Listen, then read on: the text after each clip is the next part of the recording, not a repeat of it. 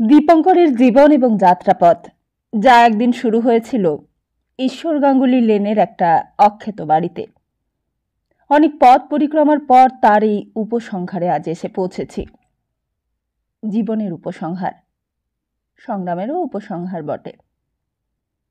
দীপঙ্করের জীবনের সুখ দুঃখ আনন্দ বেদনার ইতিহাসেরও উপসংহার।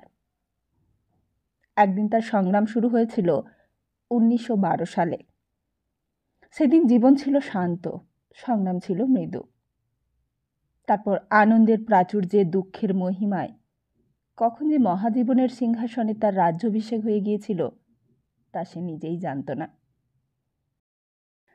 দীপঙ্করের এই মহাজীবন তো নদী নয়, নদীর মতো পাহাড় প্রান্তর, মরু অরণ্য, নগর গ্রামের তরঙ্গাভিঘাতে ধৌত করে অন্তরের অমূল্য সঞ্চয়কে মহাসমুদ্রে উৎসর্গও করা নয়। দীপঙ্করের জীবন আকাশ, এক মহাকাশ। মহাকাশে অনন্ত বিস্তার বৈচিত্র্যের মধ্যে নিজেকে প্রকাশ করা, সেই বিস্তার বৈচিত্র্যের সমুদ্রে অবগাহন করেই নিজেকে প্রকাশ করা। সেই প্রকাশ যেন অসীমের কাছে আত্মসমর্পণ। সেই আত্মসমর্পণে যত ভীতি তত আনন্দ, যত উদ্বেগ তত নির্ভরতা, যত সংগ্রাম তত জয়। কিন্তু বেদনা, সংসারের কোথায় বেদনা নেই? দীপঙ্কর তো ছোট নয়। দীপঙ্কর যদি ছোট হতো তো সংগ্রামে সে কাতর হতো, দুঃখ তাকে নিঃশেষ করে দিত। কিন্তু বেদনা আছে বলেই সংসারে ছোট স্থান নেই। যে বেদনা আঘাতে অটল, যে বেদনা দুঃখে স্থির, সেই বেদনা যে অনির্বচনীয়। সেই বেদনার অনির্বচনীয়তা দীপঙ্করকে যেন মহীয়ান করে তুলেছিল শেষকালে। এই মহত্বই তার কাছে প্রমাণ করেছিল যে সক্রেটিস যা বলেছিলেন তা ঠিক। And this one thing hold fast, that to a good man, whether alive or dead, no evil can happen, nor are the gods indifferent to his well-being. আমরা জিজ্ঞেস করতাম, কিন্তু আপনি এত কষ্ট করে আছেন কেন স্যার? দীপঙ্কর বাবু তখন আমাদের স্কুলের টিচার, আর আমরা ছাত্র। আমাদের কথা শুনে তিনি হাসতেন। আমরা অনেক টিচার দেখেছি, অনেক টিচার আমাদের অনেক উপদেশ দিয়েছেন, অনেক শাসনও করেছেন, কিন্তু এর আগে এমন করে কেউ আকর্ষণ করেননি। আমরা ছুটির পর তার সঙ্গে সঙ্গে তার বাড়িতেও যেতাম, তার তক্তপোষের ওপর বসতাম। এক একদিন সবাই মিলে তার খাবার ভাগাভাগি করে খেতাম, আর তার মুখ থেকে গল্প শুনতাম। আর তার বাড়িতে থাকতো কাশি। কাশিই ছিল তার সব। কাশিকে কখনো মনে হতো তার চাকর, কখনো মনে হতো তার বন্ধু, আবার কখনো মনে হতো তার মনিব।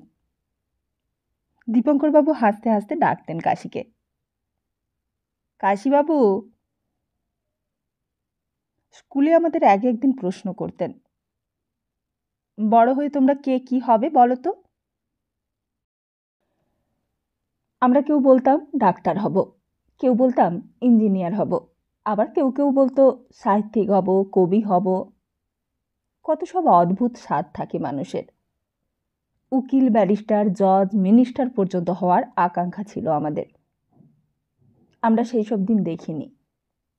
কেমন করে গোপীনাথ সাহার টেগার সাহেবকে গুলি করতে গিয়ে ফাঁসির দড়িতে প্রাণ দিলে, কেমন করে রবীন্দ্রনাথ ঠাকুর জেলখানার ভেতরে গুলি চালানোর পরেও কলকাতার ময়দানে মনুমেন্টের তলায় দাঁড়িয়ে বক্তৃতা দিলেন, কেমন করে কিরণের মতো ছেলেরা স্বার্থের কথা ভুলে ইন্ডিয়ার স্বাধীনতা আনলে, কেমন করে প্রাণমথবাবুর মতো মহাপ্রাণ মানুষ কংগ্রেসের জন্য আত্মোৎসর্গ করলেন, কেমন করে ছিটে ফোটা দল সুবিধাবাদীর মতো ঠিক সময়ে কংগ্রেসের মধ্যে এসে ঢুকল। সেসব কথা আমাদের মতন বয়সের ছেলেদের জানবারও কথা নয়। কেমন করে মিস্টার ঘোষালরা সংখ্যায়, প্রতিষ্ঠায়, প্রতিপত্তিতে সমাজের মাথায় উঠে বসলো আবার, তাও আমরা জানতাম না। কেমন করে ঈশ্বরচন্দ্র বিদ্যাসাগরের, স্বামী বিবেকানন্দের আদর্শকে আমরা ভুলে গেলাম স্বাধীনতা পাওয়ার সঙ্গে সঙ্গেই, তাও আমরা জানবার চেষ্টা করিনি। আমরা জানতাম এটাই বোধহয় নিয়ম।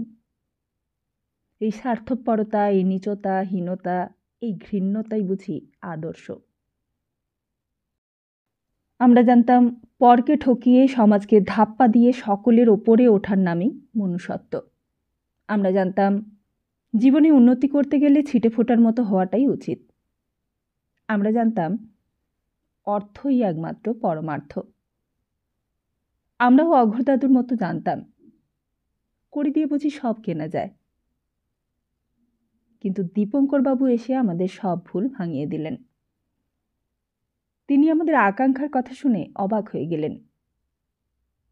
সে কি, তোমাদের মধ্যে একজনও কেউ মানুষ হতে চাও না? তিনি যেন হতাশ হয়ে গেলেন আমাদের মুখের দিকে চেয়ে।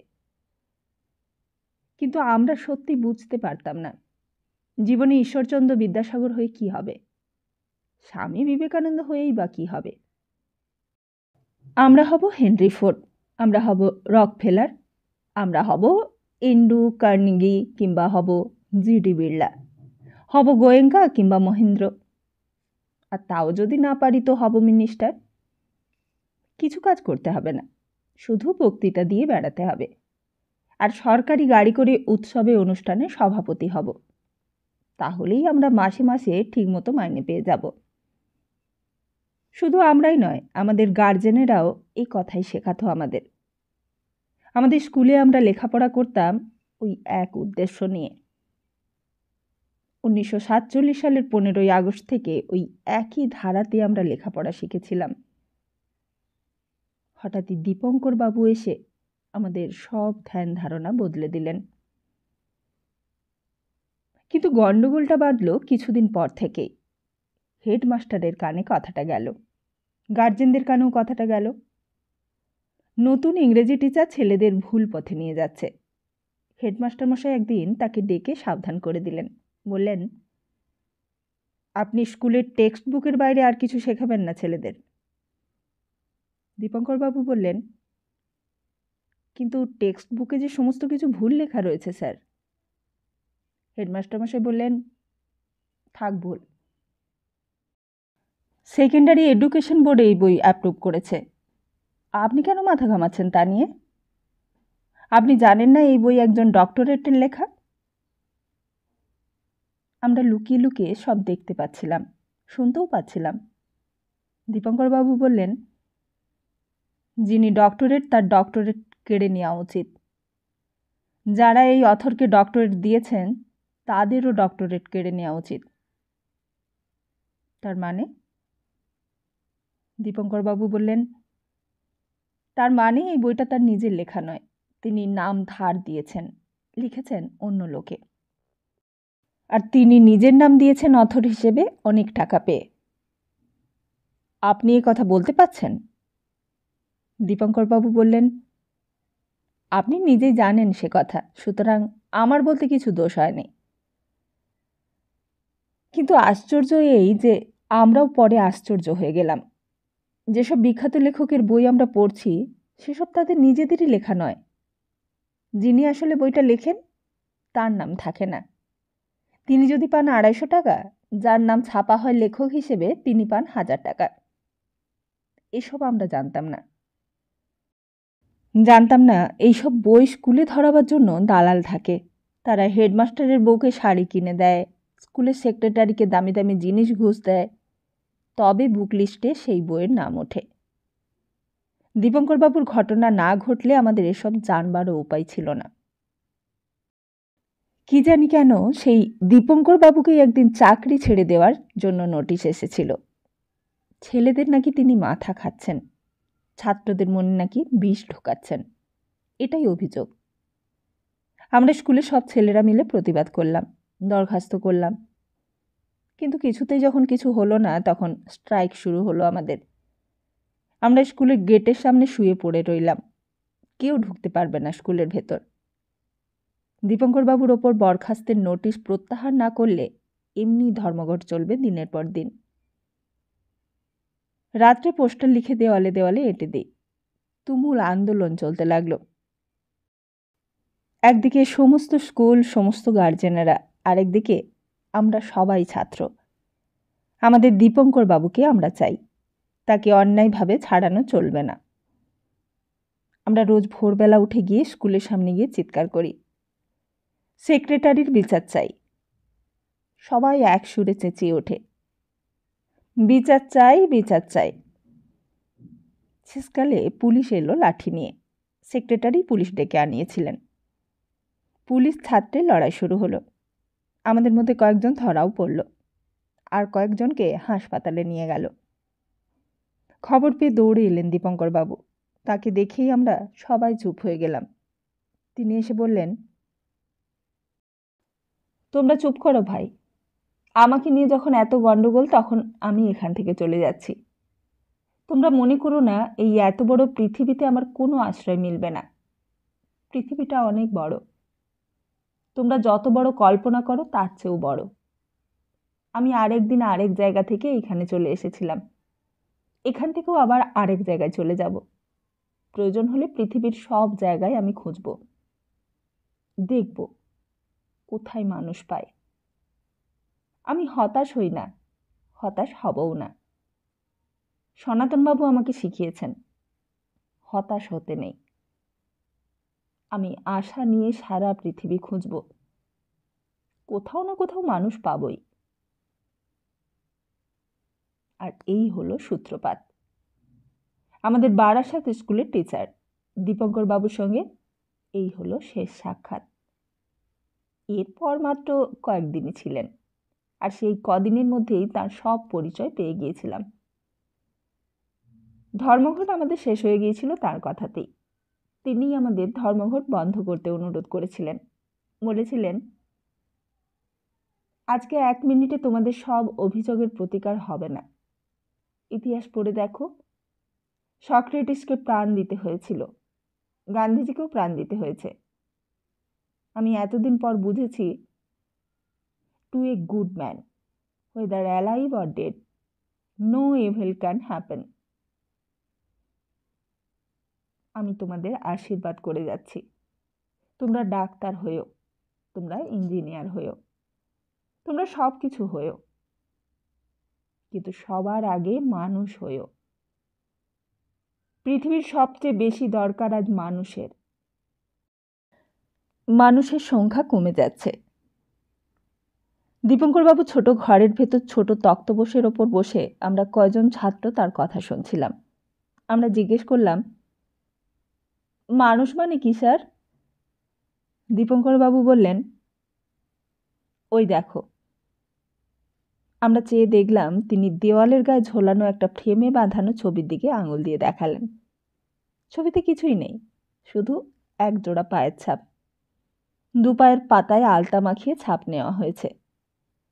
ওটা আমরা প্রায়ই দেখতাম, প্রায়ই কৌতূহল হতো। জিজ্ঞেস করলাম, ওটা কার পায়ের ছাপ স্যার? দীপঙ্করবাবু বললেন, প্রাণমথবাবুর। আমরা প্রাণমথবাবুর কথা আগেই শুনেছিলাম। বললাম, কেন স্যার, ওনার পায়ের ছাপ রেখেছেন কেন? দীপঙ্করবাবু যেন হঠাৎ বড় অন্যমনস্ক হয়ে গেলেন। বললেন, তবে শোনো, আজ দীপঙ্করবাবু কোথায় কত দূরে আছে আমরা জানি না। তিনি তার মানুষ খুঁজে পেয়েছেন কিনা তাও জানি না। আমাদের স্কুল আজও তেমনি চলছে। টেক্সট বুকের ভুল আজও পড়ানো হচ্ছে আমাদের স্কুলে। আর সেই ভুল শিখেই ছাত্ররা ডাক্তার হচ্ছে, ইঞ্জিনিয়ার হচ্ছে, উকিল হচ্ছে, ব্যারিস্টার হচ্ছে। কেউ কেউ হয়তো বা বিড়লা হচ্ছে, গোয়েঙ্কা হচ্ছে, মাহিন্দ্রও হচ্ছে। দূর ভবিষ্যতে কেউ কেউ বা ফোর্ড, রকফেলার, কার্নেগিও হতে পারে। তারপর কলেজে ঢুকেছি, সংসারে ঢুকেছি। 1947 সালের 15ই আগস্টের পর আরও 14-15 বছর কেটে গেল। দীপঙ্করবাবুর মতো আর কেউ প্রতিকার করবার নেই, প্রতিবাদ করবার নেই। ঈশ্বর গাঙ্গুলি লেনের অঘোর দাদুর মতো আমরা সবাই কড়ি দিয়ে সব কিনেছি। পাপ কিনেছি, পুণ্য কিনেছি, ধর্ম কিনেছি, অধর্ম কিনেছি, গাড়ি, বাড়ি, রেফ্রিজারেটর, সম্মান, প্রতিষ্ঠা, প্রতিপত্তি সব কিনেছি। অঘোরদাদুর সব কথাই আজ সত্যি পরিণত হয়েছে। অঘোরদাদু ভবিষ্যৎ দ্রষ্টা। আজ এই কড়ি দিয়ে কিনলামের কাহিনী লিখতে লিখতে সেই সব দিনের শোনা কাহিনীগুলোই বারবার মনে পড়ছে। তবে শোনো, 1877 সালে 1 জানুয়ারি তারিখে দিল্লিতে একদিন মহা সমারোহে দরবার বসল। ভারত সাম্রাজ্যেশ্বরী কুইন ভিক্টোরিয়া বললেন, আমার আশা ও বিশ্বাস যে বর্তমান উপলক্ষ হইতে আমি ও আমার ভারতীয় প্রজাবৃন্দ ক্রমশ দৃঢ় হইতে দৃঢ়তর স্নেহের বন্ধনে পরস্পর মিলিত হইতে পারিব এবং তাহাদের মধ্যে সর্বোচ্চ পদস্থ ব্যক্তি হইতে নিম্নতর স্তরের লোকেরা পর্যন্ত সকলেই প্রাণে অনুভব করিতে পারিবেন যে আমার শাসনতন্ত্রে তাহাদের সকলের জন্য স্বাধীনতা, সাম্য ও ন্যায় বিচারের মৌলিক নীতিগুলি সম্যক রক্ষিত হইয়াছে এবং তাহাদের সুখ, শান্তি, বিধান, তাহাদের সৌভাগ্য, সমৃদ্ধি, বর্ধন এবং তাহাদের কল্যাণ সাধনই আমার সাম্রাজ্য পালনের চিরন্তন উদ্দেশ্য ও চরম লক্ষ্য। আর সেই দিন থেকে শুরু করে স্বাধীনতা, সাম্য, ন্যায় বিচারের সাক্ষ্য ভুরি ভুরি ছড়ানো ছিল 1947-এর 15ই আগস্ট পর্যন্ত। আর সেই 15 আগস্ট তারিখেই সেই একই দিল্লিতে মহা সমারোহে আরেক দরবার বসল রাত 12টার সময়। সেই কুইন ভিক্টোরিয়ার সেই একই আসন থেকে জওহরলাল নেহরু বেতার বক্তৃতা দিলেন। বহু বছর আগে আমরা নিয়তির সঙ্গে এক প্রতিজ্ঞা করেছিলাম, আর এখন সেই প্রতিজ্ঞা পূরণের সময় এসেছে। ভারতের সেবা মানে হলো সেই লক্ষ লক্ষ মানুষের সেবা করা যারা দুঃখ ভোগ করেছে। এর অর্থ হলো দারিদ্র্য, অজ্ঞতা, রোগ এবং সুযোগের অসমতা দূর করা। আমাদের যুগে সর্বশ্রেষ্ঠ মানুষের আকাঙ্ক্ষা ছিল প্রতিটি চোখের প্রতিটি অশ্রুবিন্দু মুছে ফেলা। ইন্ডিয়ার কোটি কোটি লোক রাত জেগে সেই বক্তৃতা শুনেছিল। ঈশ্বর গাঙ্গুলি লেনের অঘোর সৌধের বাড়িতে রেডিও খুলে দিয়ে শুনেছিল ছিটে, শুনেছিল ফোঁটা, শুনেছিল লক্কা, লোটন, সবাই। প্রিয়নাথ মল্লিক রোডের বাড়িতে শুনেছিল সনাতনবাবু, শুনেছিল নয়নরঞ্জিনী দাসী। 1901-এর ঈশ্বর গাঙ্গুলি লেনের ভাড়াটে বাড়িতে শুনেছিল লক্ষণ সরকার আর ক্ষীরোদা। আর লেক হাসপাতালের ছোট্ট কেবিনটাতে শুয়ে শুয়ে শুনেছিল দীপঙ্কর। আরও একটা বাড়ির ছোট ঘরের মধ্যে বসে শুনেছিল কিরণ আর মাসিমা। আর গড়িয়াহাট লেভেল ক্রসিংয়ের বাড়িতে শুনেছিল। সেসব কথা এখন থাক। মধুসূদনের রোয়াকেও সেদিন রাত্রে ভিড় কম হয়নি। সারা কলকাতার রাস্তাতেই ভিড়। কেউ কাজ করবে না। অনেক কষ্টের পর স্বরাজ এসেছে। অনেক কষ্ট স্বীকার, অনেক জেলখাটা, অনেক আত্মত্যাগের বিনিময়ে পরম সম্পদ পাওয়া গিয়েছে। পার্টিশন হয়ে গেছে ইন্ডিয়ার। নতুন এক রাষ্ট্রের আবির্ভাব হয়েছে পৃথিবীতে, আর তার নাম পাকিস্তান। সেই দিন সেই কলকাতার বুকের ওপর দিয়ে মানুষের মৃত্যু হয়েছে কাতারে কাতারে। সে দৃশ্য সবাই দেখেছে। বাড়ির দরজা বন্ধ করে রুদ্ধশ্বাসে মুহূর্ত গুনেছে। রাস্তায় কখনো চিৎকার হয়েছে বন্দে মাতরম, কখনো আল্লাহু আকবর। গান্ধীজির সঙ্গে মোহাম্মদ আলী জিন্নাহ সাহেবের কথাবার্তায় কোনো ফল ফলেনি।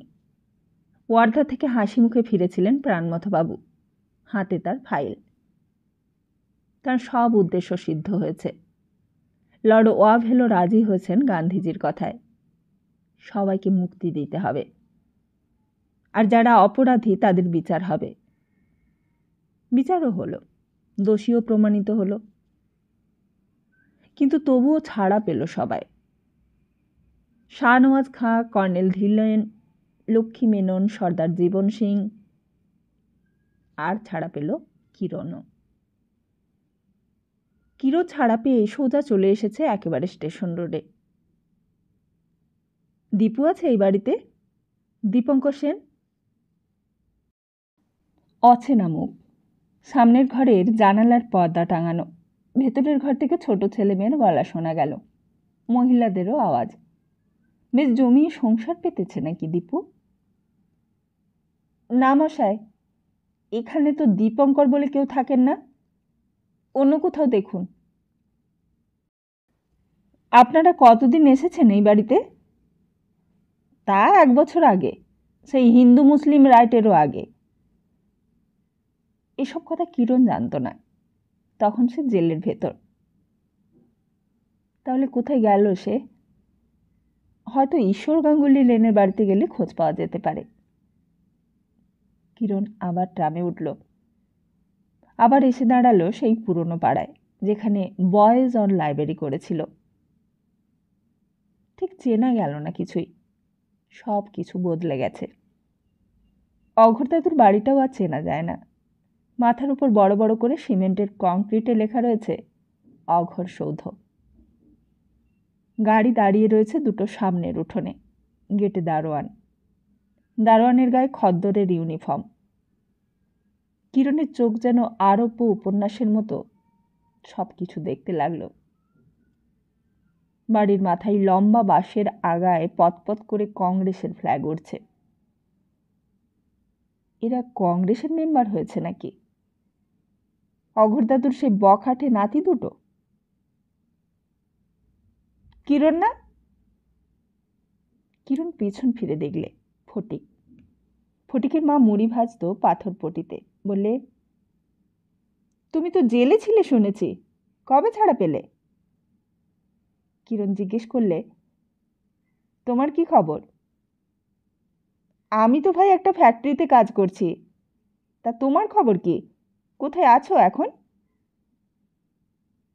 সেই সব কথার উত্তর না দিয়ে কিরণ জিজ্ঞেস করলে, দীপু কোথায় আছে জানো?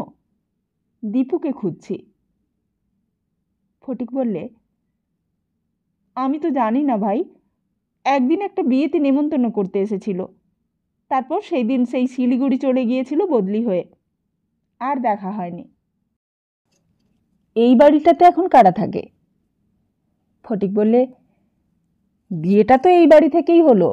ওই লক্ষণ সরকারের বিয়ে হলো কি না? লক্ষণ সরকারকে মনে আছে তো? আর প্রাণমথবাবু? প্রাণমথবাবুর কাছে গেলে হয়তো দীপুর খোঁজ পাওয়া যেতে পারে, কি বলো? তিনি তো মারা গেছেন, শোনোনি? প্রাণমথবাবুর মৃত্যুর খবর কিরণ জানত না।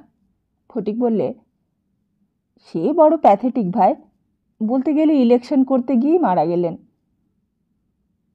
কিসের ইলেকশন? কংগ্রেসের। ফোঁটাদাকে চেনো তো? সেই ফোঁটাদাই তো এখন এইখানকার কংগ্রেসের প্রেসিডেন্ট।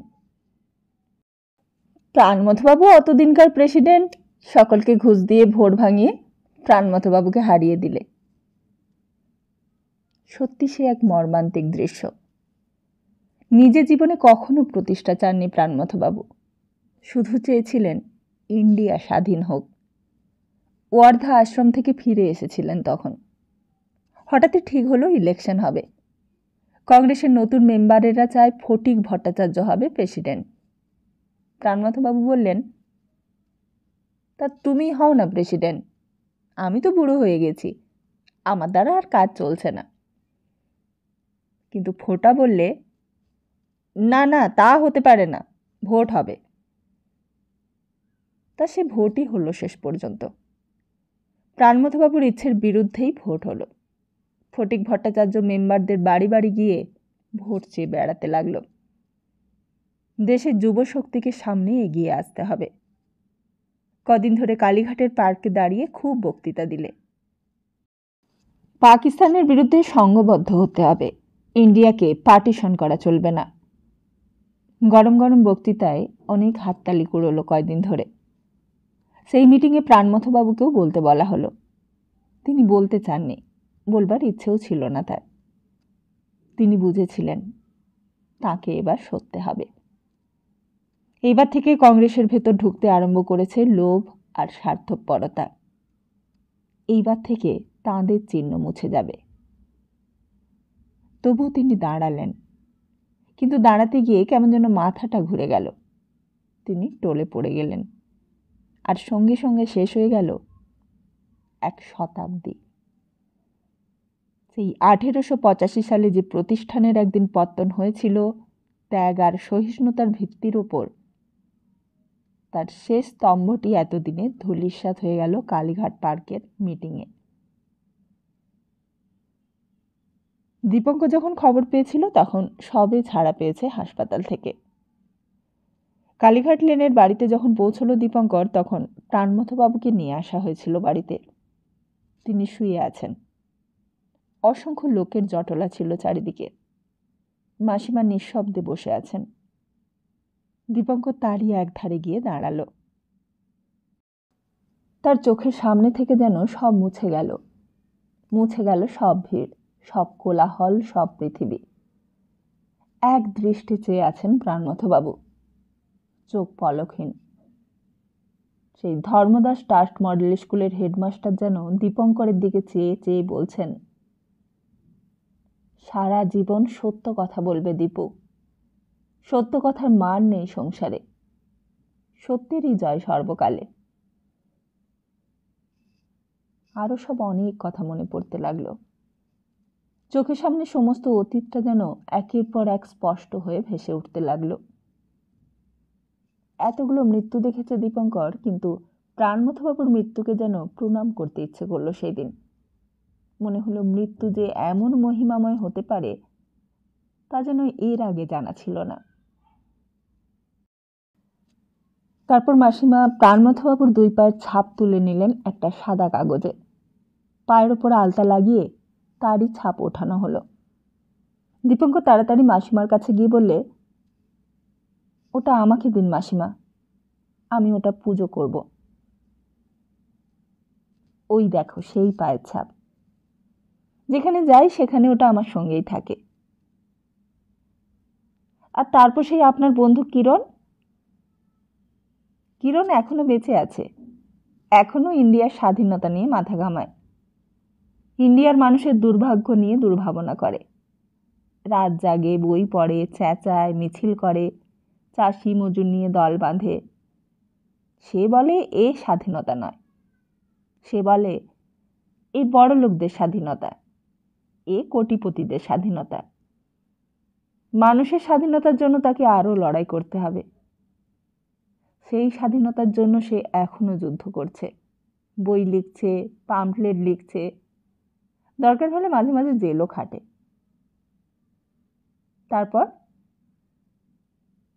তারপর কিরণ 19-এর 1-এর বীর বাড়িতে গিয়ে কড়া নাড়তে লাগলো। লক্ষণ যে দরজা খুলে দিলে সে লক্ষণ নয়, ক্ষীরতাও নয়, সে কিরণের মা। কিরণের মার তখন চোখে ছানি পড়তে শুরু করেছে। ভালো করে চোখে দেখতে পায়নি। বললে, কাকে খুঁজছো বাবা? কাকে চাই? কিরণ সেইখানে দাঁড়িয়ে মাকে দেখে কেমন হতবুদ্ধি হয়ে গেল। তারপর বোধহয় অনেক দেখার পর, অনেক শেখার, অনেক কষ্ট পাওয়ার ফলে মুখ থেকে বেরিয়ে এলো, আমি কিরণ। কিরণের মা আর থাকতে পারল না, সঙ্গে সঙ্গে জড়িয়ে ধরল ছেলেকে। বললে, তুই এসেছিস বাবা? তুই বেঁচে আছিস? তারপর কান্নায়, হাসিতে, আনন্দ, আবেগে মাসিমা সব কথা যেন ডুবে গেল। বললে, তুই আমাকে এমন করে ফেলে চলে গেলি বাবা। পরের ছেলে দীপু, দীপুই আমাকে বাঁচালে। দীপু না থাকলে তোকে চোখে দেখাও আমার কপালে থাকতো না বাবা। এই বলে অঝোর ধারে কাঁদতে লাগলো মাসিমা। কিন্তু কিরণের সেদিকে খেয়াল নেই। সে দীপঙ্করকে খুঁজতে এসেছিল। বললে, দীপু কোথায় তুমি জানো? মাসিমা বললে, সে তো হাসপাতালে রে, রেলগাড়িতে ধাক্কা লেগে পড়ে গিয়েছিল। কোন হাসপাতালে? মাসিমা বললে, লেকের হাসপাতালে। কিরণ আর দাঁড়ালো না, মার হাত ছাড়িয়ে ছিটকে বেরিয়ে গেল রাস্তায়। পেছন থেকে মাসিমা জিজ্ঞেস করলে, কোথায় যাচ্ছিস তুই? কিন্তু যে উত্তর দেবার সে তখন আর চোখের সামনে নেই। রাস্তায় বেরিয়ে একেবারে চোখের আড়ালে চলে গেছে।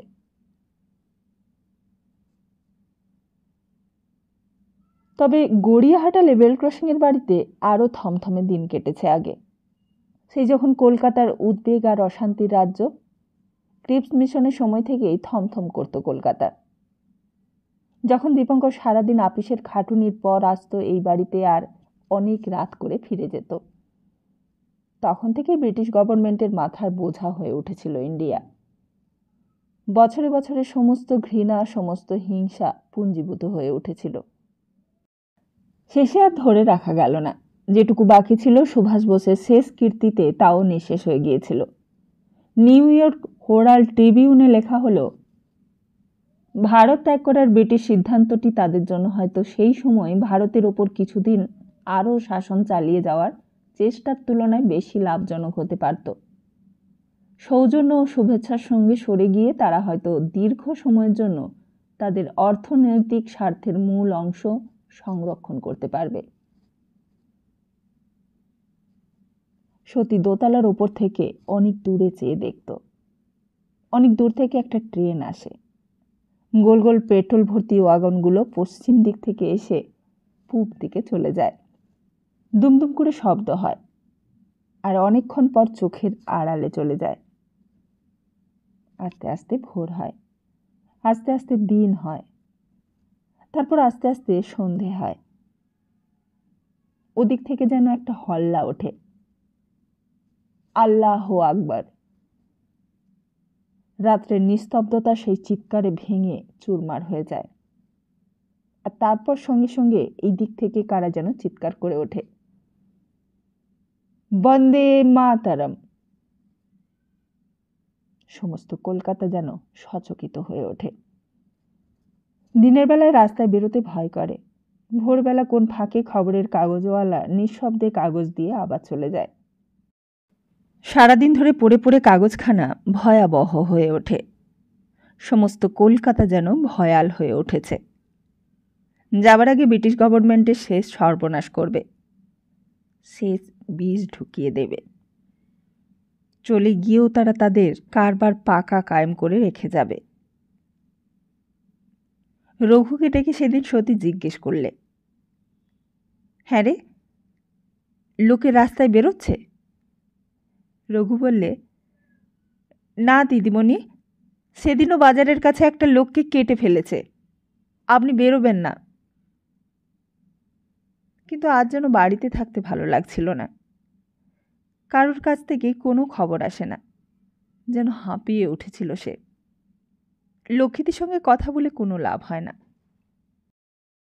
সারাদিন সে ঘরের মধ্যে থাকে, তাকেও পাহারা দিতে হয়। রাত্রে দরজার সামনে রঘু শুয়ে থাকে। যদি পালিয়ে যায়? কতবার লক্ষ্মীদি পালিয়ে বেরিয়ে যেতে চেষ্টা করেছে। অন্ধকারে কেউ কোথাও না থাকলেই লক্ষ্মীদি ঘর থেকে বেরিয়ে পড়ে, তারপর সদর দরজা খুলে রাস্তায় চলে যেতে চায়। একবার রেল লাইন পর্যন্ত চলে গিয়েছিল। তারপর রঘু জানতে পেরে আবার ধরে নিয়ে এসেছে। ধরা পড়লেই বলে, আমি মরতে চাইনি, আমি শুধু বেড়াচ্ছি এখানে। তারপর আবার ধরে নিয়ে এসে তাকে ঘরে পুরতে হয়। সেদিন দুপুরবেলা সমস্ত কলকাতা যেন তখন ঘুমিয়ে পড়েছে, কিন্তু ওই ঘুমন্ত কলকাতায় আবার জেগে ওঠে রাত্রে। রাত আরম্ভ হতেই আবার চিৎকার শুরু হয়। সবাই সচকিত হয়ে ওঠে। হঠাৎ বাইরের দরজায় কড়া নড়তেই সতী ভেতর থেকে বললে, কে? বাইরে থেকে গলার আওয়াজ এলো, আমি। আমি কে? কি নাম তোমার? কি যেন উত্তর এলো, কিন্তু কিছুই বোঝা গেল না। সতীর কি সন্দেহ হলো? তারপর দরজাটা খুলতেই দেখলে সামনে সনাতনবাবু দাঁড়িয়ে। সনাতনবাবুকে সামনে দেখে যেন কথা বলতেও ভুলে গেল সতী। তাড়াতাড়ি সম্বিত ফিরতেই সনাতনবাবুকে ঘরে ঢুকিয়ে সদর দরজাটা বন্ধ করে দিলে। বললে, কি করে এলে তুমি? সনাতনবাবু বললেন, হেঁটে এলাম, গাড়ি পেলুম না। কিন্তু যদি কোনো সর্বনাশ হতো? কেন আসতে গেলে তুমি এই সময়? সনাতনবাবু বললেন, অনেক দিন থেকেই আসবো ভাবছিলুম, কিন্তু সুবিধে হচ্ছিল না। কিন্তু এই সময় কি কেউ আসে? চারিদিকে কত খুন খারাপি চলছে, খবরের কাগজে দেখোনি? সনাতনবাবু বললেন, তাতে আমার কিছুই এসে যায় না। তুমি চলো, তোমাকে আমি নিয়ে যেতে এসেছি। আবার সেই পুরনো কথা তুলছ? এই কথা তো তুমি অনেকবার বলেছ। সেই একই কথা বলতে এসেছো আবার? কিন্তু আমি তো তোমাকে বলেছিলুম আমি আসব। তুমি বারণ করলেও আমি আসব। কিন্তু কলকাতায় কি মারামারি কাণ্ড চলছে তুমি জানো না? এই সেই দিন বাজারের কাছে একটা লোককে কেটে ফেলেছে, রঘু বলছিল। সনাতনবাবু বললেন, সেসব আমি জানি, আমি জেনে শুনেই এসেছি। এইবার আমি তোমাকে নিয়ে যাবই, তুমি চলো। তুমি কি পাগল হয়েছ? এই অবস্থায় আমি যাব? তুমি ভাবতে পারলে কি করে যে এত কাণ্ডের পরেও আমি তোমার সঙ্গে যাব? তোমার সঙ্গে আমার সমস্ত সম্পর্ক ঘুচে গেছে। তোমাদের সঙ্গে আমার কোনো সম্পর্ক নেই আর। সনাতনবাবু বললেন, কিন্তু তবুও তোমাকে যেতে হবে। আজ আর আমি তোমার কোনো কথা শুনব না। সতী সনাতনবাবুর মুখের দিকে চেয়ে অবাক হয়ে গেল। এত জোরের সঙ্গে তো কখনো কথা বলেন না। সনাতনবাবু আবার বলতে লাগলেন, এতদিন আমি পরীক্ষাই শুধু করেছি। তোমাকে নিয়েও পরীক্ষা করেছি, নিজেকে নিয়েও পরীক্ষা করেছি। আমি আজ পর্যন্তও বুঝতে পারলুম না তোমাতে আমাতে অমিলটার সূত্র কোথায়। আমি বা কিসে তোমার চোখে অপরাধী? আর তুমিই বা সেই অপরাধ এমন বড় করে দেখছো কেন? এও কি তোমার এক অহংকার? আমি ঠিক বুঝতে পারছি না। সতী বললে, তুমি আমার অহংকার দেখলে? অহংকে তুমি ত্যাগ করতে পারোনি বলেই অহংকার বলেছি। তুমি যদি আমাকে ভালোবাসতে পারতে, এত অহং থেকেও তুমি কবে মুক্ত হয়ে যেতে। নিজেকে কি তুমি সত্যি বিলিয়ে দিতে পেরেছ? যেমন করে নদী নিজেকে সমুদ্রে বিলিয়ে দেয়। কিন্তু তুমি সমুদ্র আর আমি নদী, এটাও তো তোমার এক অহংকার। সনাতনবাবু বললেন, আমি তো বলিনি আমি সমুদ্র। তুমি, আমি, এই সমস্ত মানুষ সবাই তো আমরা এক অনন্ত সমুদ্রের দিকেই চলেছি। যে মানুষ নিজেকে সেই অনন্তের সঙ্গে মিলিয়ে দিতে পেরেছে, সেই তো মানুষ। মানুষের সার্থকতাই তো সেইখানে। সতী বললে, তুমি এখনো সেই পুঁথির মধ্যে বাস করছো। আমার মতো সংসারের জীব হতে পারোনি। কিন্তু পুঁথি তো সংসারের লোকেরাই লেখা। মানুষ আর পুঁথি কি আলাদা? সতী বললে, হ্যাঁ, আলাদা। আলাদা না হলে কি তোমার কাছ থেকে আমি চলে আসি? আলাদা না হলে আমার সারা জীবনটা এমন করে নষ্ট হয়ে যায়? আলাদা না হলে তুমি কি এমন করে কষ্ট পাও, নাকি আমি এমন করে ভুগি? তুমি আমার মতো হতে পারো না? তেল নুন মশলা সাধারণ মানুষ হতে পারো না? সনাতনবাবু বললেন, ভালোই হলো তুমি কথাটা আবার তুললে।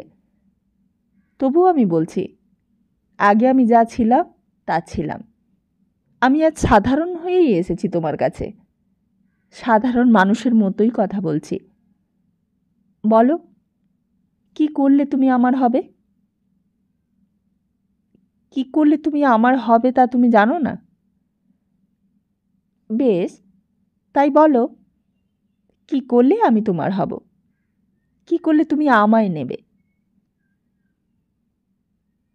সতী এবার কি উত্তর দেবে কিছুই বুঝতে পারলে না। এমন করে এমন সুরে সনাতনবাবু তার সঙ্গে আগে কোনোদিন কথা বলেননি। তবু যেন কেমন সন্দেহ হতে লাগলো। সনাতনবাবু বলতে লাগলেন, আজকে আমি বাড়ি থেকে তোমাকে এই কথা বলবো বলেই বেরিয়েছিলাম। কদিন ধরে খুব ভেবেছি। কদিন ধরে রাত্রে আমার ঘুম নেই। কদিন ধরে ঠিক করেছি আমি তোমার কাছে এসে নিজেকে নিঃশেষে বিলিয়ে দেব।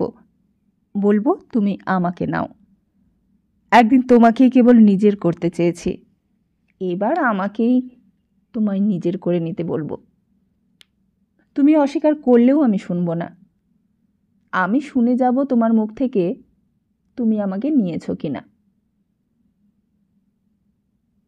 সতী খানিকক্ষণ চুপ করে রইল, তারপর বললে, এত কথা তোমার মনে হয়? আমার কথা তুমি এমন করে ভাবো? ভাববো না? আমিও তো তুমি, আর তুমিও তো আমি। সত্যি বলছো? আমি কোনোদিন অসত্য বলি না সতী, আগেও বলিনি, এখনো বলছি না। তোমার সঙ্গে সেই সব দিনের কথা মনে পড়ে? সেই অনেক দিন আগে প্রথম যখন তোমাদের বাড়িতে গেলাম, আর তার 1 বছর পরেই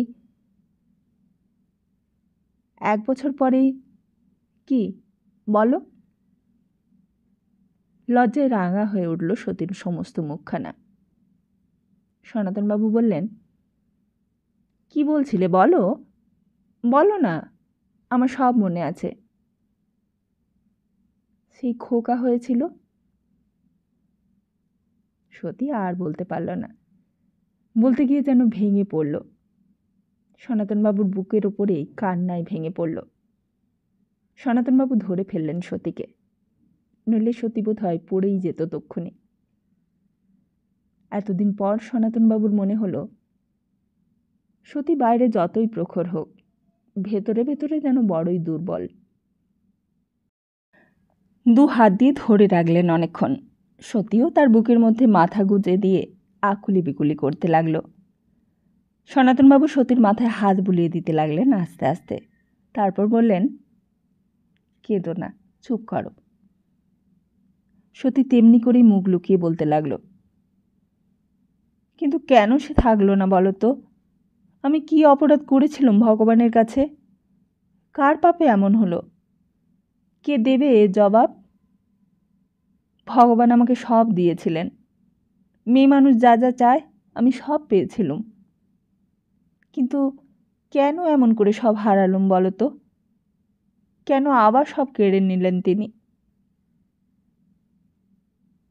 সনাতনবাবু কোনো কথাই বললেন না, তেমনি করেই সতীকে ধরে রইলেন। তুমি তো জানো আমি ওসব কিছুই চাইনি। অন্য মেয়ে মানুষেরা যা চায় আমি তো কিছুই চাইনি কোনো দিন। আমি গয়না চাইনি, শাড়ি চাইনি, বাড়ি চাইনি, টাকা কড়ি চাকর ঝি কিচ্ছু চাইনি। তুমি তো জানো বলো, শুধু চেয়েছিলুম আমাকে কেউ মা বলে ডাকুক। বলতে বলতে সতী আবার কাঁদতে লাগলো। তারপর আবার বলতে লাগলো, লোকে বলে আমি খুব জেদি মানুষ। তুমিও হয়তো আমাকে তাই বলো। রাগ হলে আমার নাকি কোনো জ্ঞান থাকে না। রাগের মাথাতেই আমি তোমাদের বাড়ি ছেড়ে চলে গিয়েছিলাম। কিন্তু কেন আমার রাগ হলো তা তো তোমরা কেউ কোনো দিন জানতে চাইলে না। কেন আমি এমন রাগী হলুম তাও তো তোমরা কেউ জিজ্ঞেস করনি কখনো। কই, আগে তো আমি এত রাগী ছিলুম না। আগে তো লক্ষ্মীটির সঙ্গে দীপুর সঙ্গে কত ঝগড়া করেছি, কিন্তু এমন করে তো কখনো অন্য কাউকে কষ্ট দিইনি, আর নিজেও এমন করে কোনোদিন কষ্ট পাইনি।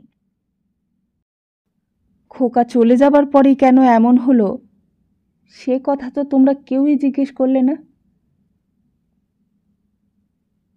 সমস্ত পৃথিবী তখন নিস্তব্ধ। সমস্ত চরাচর তখন সতীর মন থেকে মুছে গেছে। সতী যেন এতদিন পর আবার নিজের মধ্যে নিজেকে আবিষ্কার করতে পেরেছে।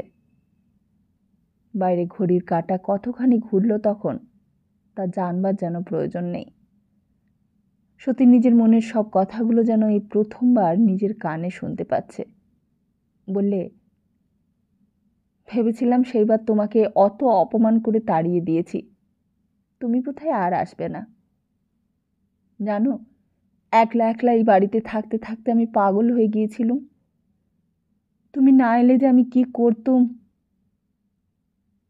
সনাতনবাবু বললেন, সেজন্যই তো এলুম আমি। তোমার মা জানেন তুমি এসেছ? না। কিন্তু তুমি তো তোমার মাকে না জানিয়ে কোনো কাজই করো না। তাহলে আজ কেমন করে করলে? সনাতনবাবু বললেন, তোমার জন্য। আমার জন্য তুমি এত করতে পারো? তোমার জন্য চিরকালই আমি সব করতে পারতুম, তুমি শুধু বুঝতে পারতে না, তাই কষ্ট পেতে। এবার থেকে আমি যা বলবো তুমি তাই করবে। চিরকাল তুমি যা বলতে আমি তাই করতাম, তুমি শুধুই ভুল বুঝতে আমাকে।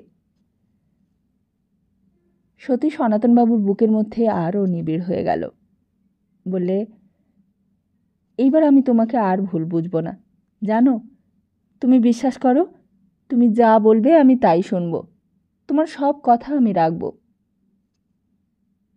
সতী একটু থেমে আবার বললে, তোমার বুকের মধ্যে মুখ রাখতে আমার খুব ভালো লাগছে।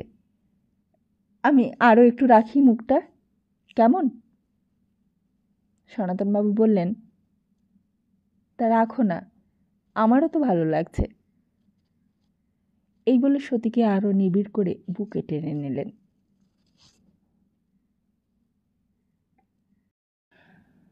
তবে প্যালেস কোটের পৃথিবীতে আবার উৎসব শুরু হয়ে গিয়েছিল। উদয়াস্ত খেটেও পিরালি ঘোষাল সাহেবের মুখে হাসি ফোটাতে পারেনি। সাহেবের মেজাজ যেন আরও গরম। আবার খানা ঠান্ডা হলে বিরক্ত হয়ে ওঠে। 8 মাস সাহেব ছিল না। 8 মাস যেন ঝিমিয়েছিল প্যালেস কোট। আবার হুইস্কি, বিয়ার, ব্রেকফাস্ট, লাঞ্চ খেয়ে খেয়ে প্যালেস কোটের চেহারা ফিরে গেছে। বড় খিটখিটে, বড় মেজাজি। মকবুল, যতীন, জগন্নাথের আমদানি রপ্তানি আবার বেড়েছে। তারা আসে যায় আর সেলাম করে। দেখলেই বোঝা যায় তারা খুব খুশি।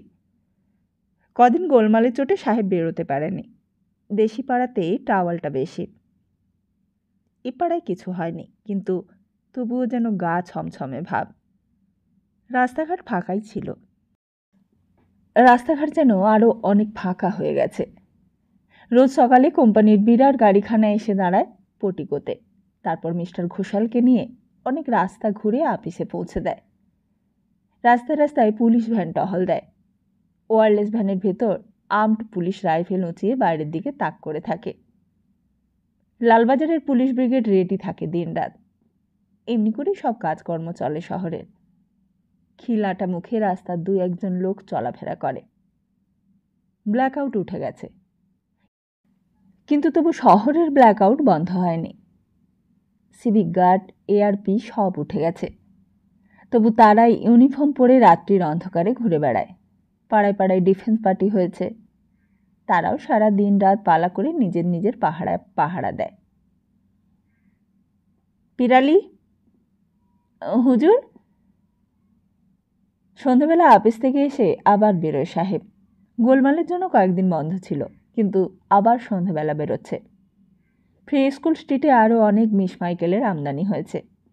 হোটেলে হোটেলে আরও অনেক বার হয়েছে। সেখান থেকে অনেক রাতে ফেরে সাহেব। তারপর সাহেব ডাকে, পিরালি। পিরালি বলে, হুজুর। হুকুম দিতে হয় না, পিরালি জানে।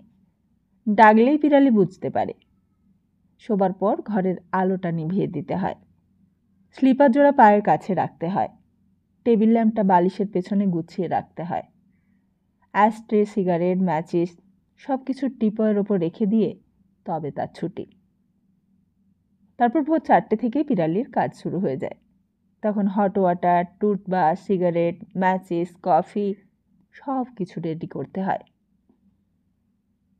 কিন্তু সেই দিন বিকেলবেলা আপিস থেকে এসে সাহেব আর বেরোলো না। বললে, জগন্নাথকে ডাক। জগন্নাথ এলো। একবারে ঘরের ভেতর ঢুকে গেল। বললে, তৈরি? হ্যাঁ হুজুর। কে কে আছে দেখলি? 2 জন আছে হুজুর, 2 বোন আর একটা চাকর। বড় বোনটা পাগলের মতন, মাথা খারাপের রোগ। প্রায়ই তো রেল লাইনে মাথা দিতে যায়। তাকে ঘরে পুরে চোখে চোখে রাখে। আর কেউ নেই বাড়িতে? মিস্টার ঘোষাল চুরুট ধরাল একটা। বললে, আচ্ছা, তোকে আজ আমার সঙ্গে যেতে হবে সেখানে। এখন যা তুই। আর মকবুল কোথায়? মকবুল তৈরি ছিল, ঘরে ঢুকতেই সেলাম করলে। সাহেব বললে, শিলিগুড়ি গিয়েছিলি? গিয়েছিলাম হুজুর, সব দেখে এসেছি। পারবি তো? খুব পারবো হুজুর।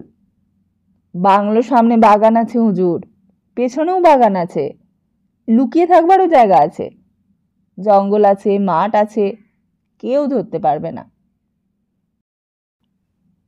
তাহলে ঠিক আছে, সঙ্গে কোনো লোক লাগবে তোর? না হুজুর, লোক কি হবে, আমি একলাই ভরসা করে দেব। মিস্টার ঘোষাল যেন খুব খুশি হলো, বলে, যা তাহলে এখন, কাল তোকে খবর দেব। মকবুল চলেই যাচ্ছিল, হঠাৎ রাস্তার বাইরে যেন কিসের হল্লা উঠল। সাহেব জিজ্ঞেস করলে, ও হল্লা কিসের রে? হুজুর, কাল থেকেই ওই হল্লা শুরু হয়েছে, গুন্ডারা কোতোয়ালিতে ঢুকে দাঙ্গা বাঁধিয়ে দিয়েছে। সত্যি দাঙ্গাই বটে। শ্যামবাজারের মোড়ে লক্ষ লক্ষ লোক জড়ো হয়ে গেছে। মিলিটারি ট্রাক দেখলেই কোথা থেকে ঝাঁকে ঝাঁকে ঢিল এসে পড়ে তাদের গায়ে।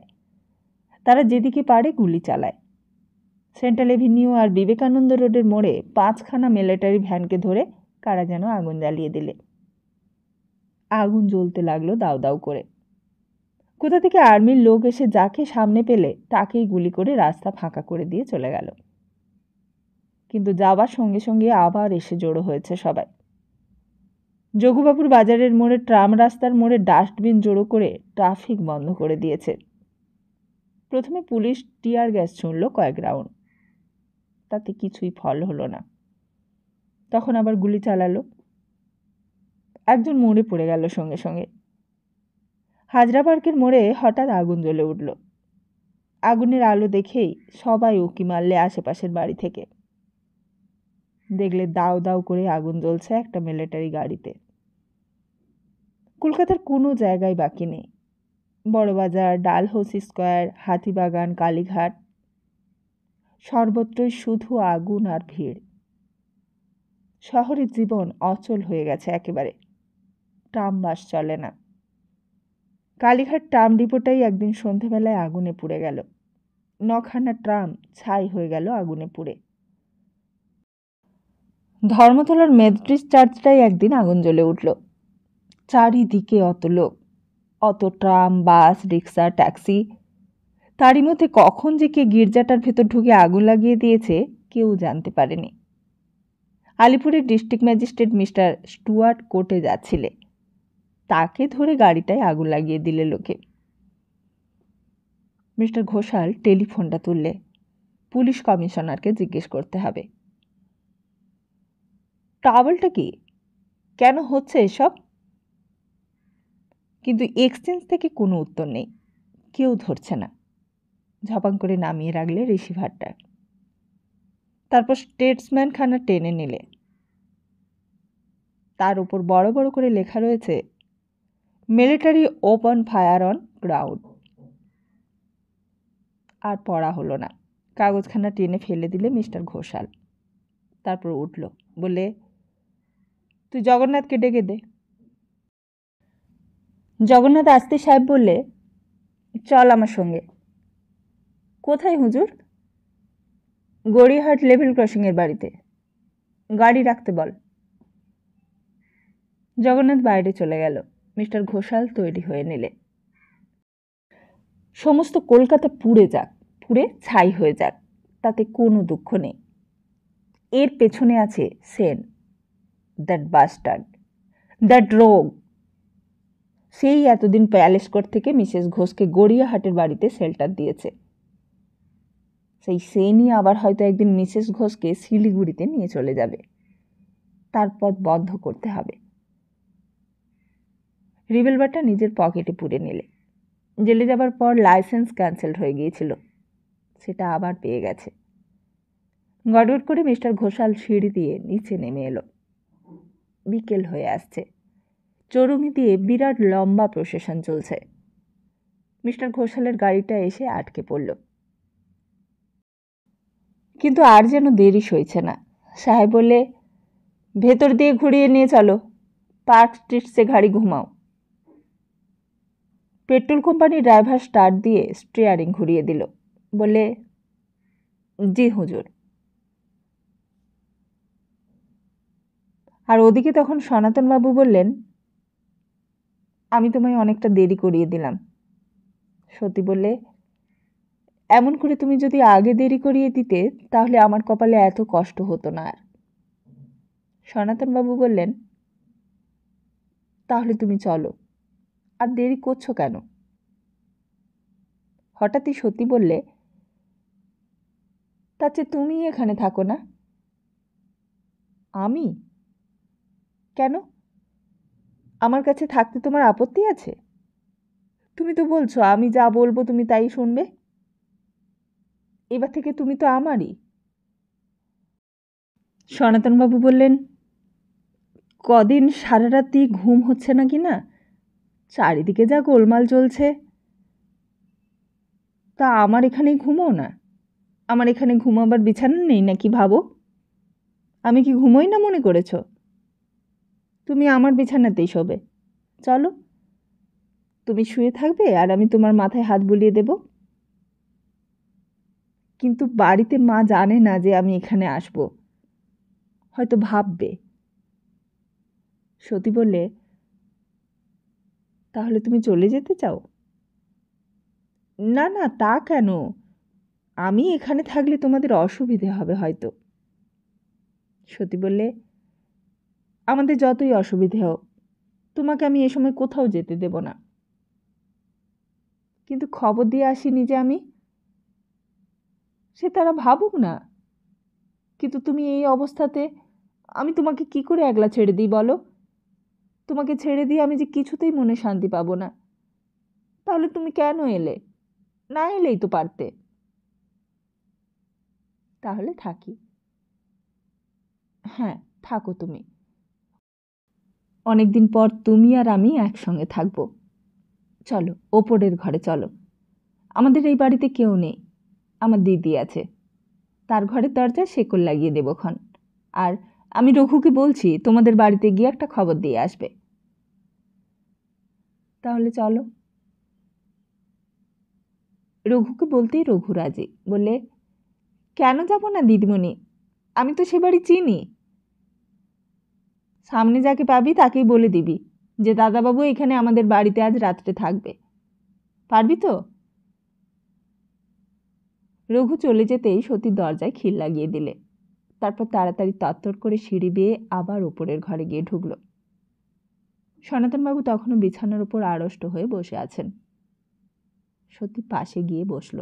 বললে, জানো, কাল রাত্রির বেলায় তোমাকে আমি স্বপ্ন দেখেছিলাম। স্বপ্নে দেখলুম যেন তুমি আমার পাশেই শুয়ে রয়েছ।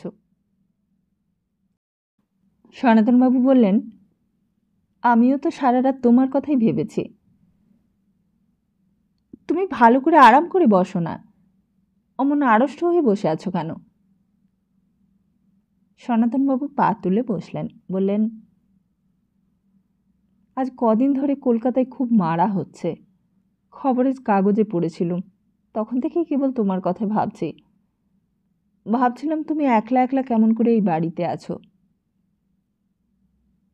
সত্যি আরো কাছে সরে এলো। বললে, এবার থেকে আমি তোমাকে ছেড়ে আর কোথাও যাব না। তুমি তাড়িয়ে দিলেও আমি যাব না, তুমি চলে যেতে বললেও আমি যাব না তোমার কাছ থেকে। সনাতনবাবু বালিশের গায়ে হেলান দিলেন। সতী বললে,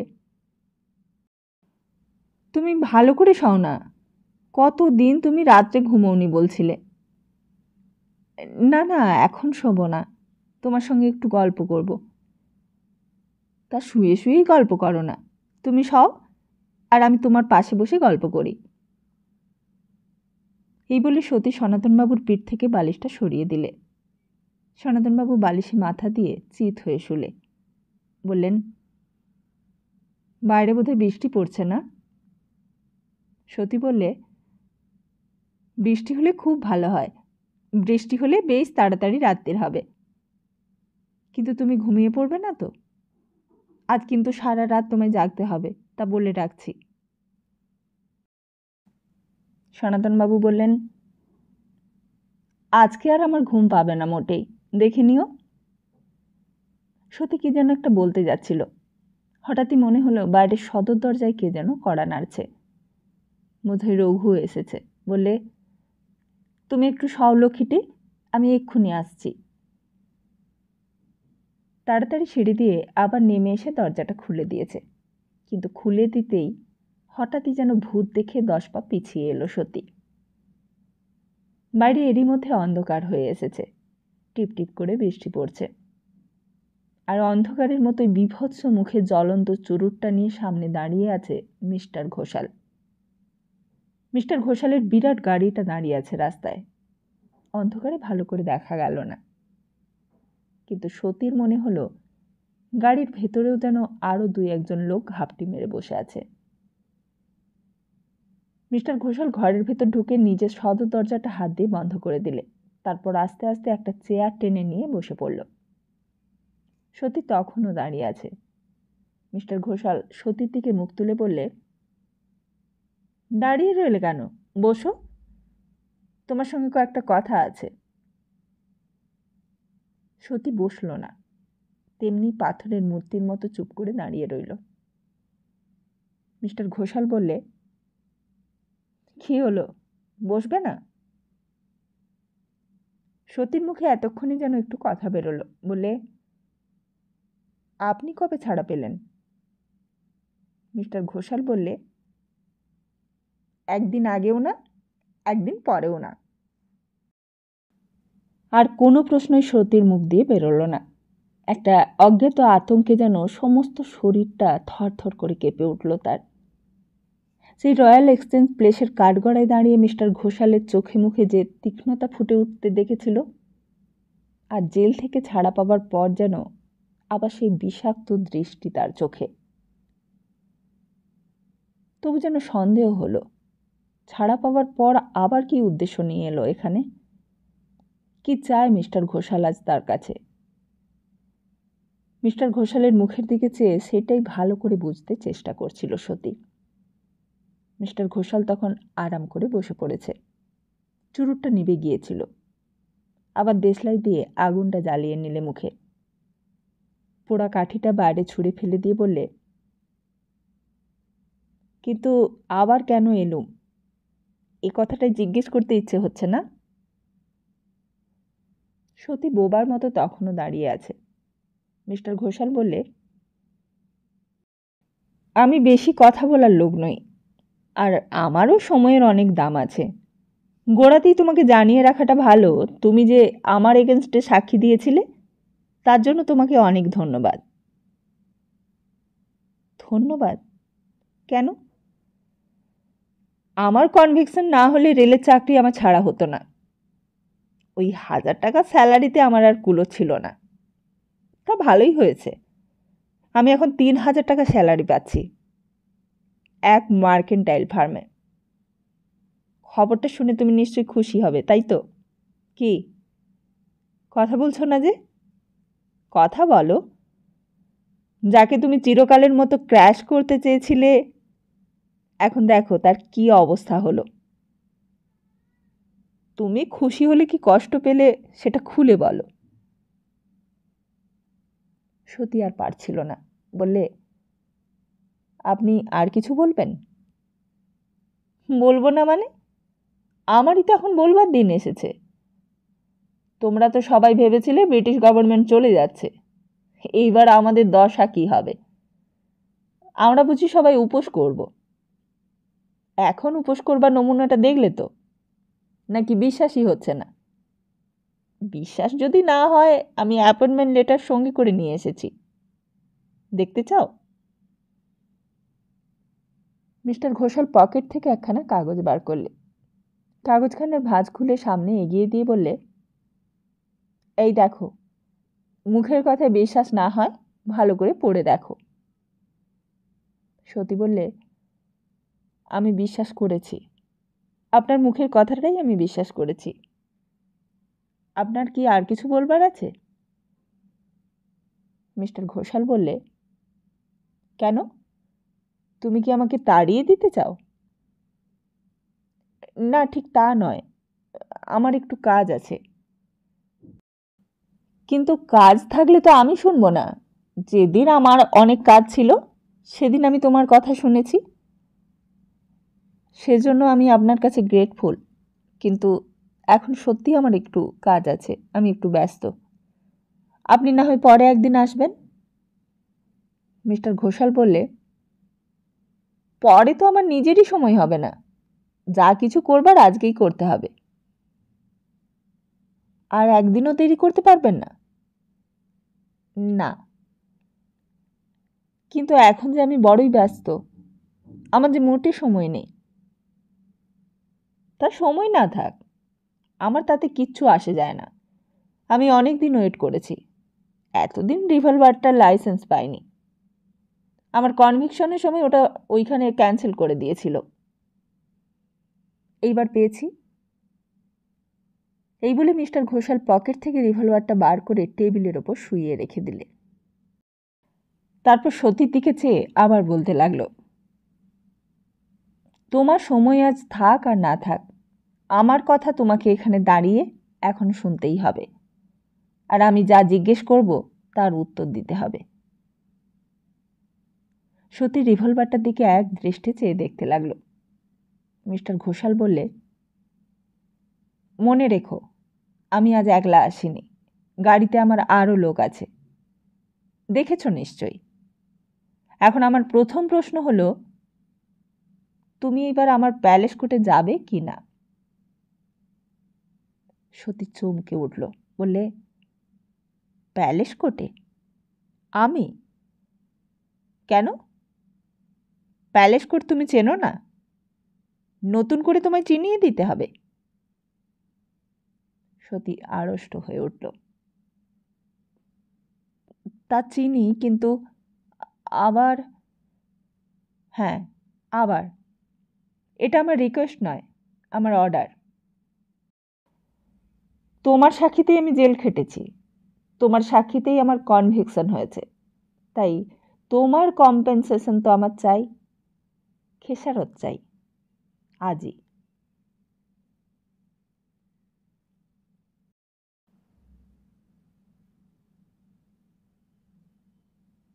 তাহলে সত্যিই কি সতীকে কম্পেনসেশন দিতে হয়েছিল মিস্টার ঘোষালের কাছে? কিভাবে মুক্তি পেয়েছিল সতী মিস্টার ঘোষালের থেকে? জেনে নেব আগামী পর্বে। ততদিন ভালো থাকুন, সুস্থ থাকুন, আর সবাইকে ভালো রাখুন। আজকের মতো নমস্কার।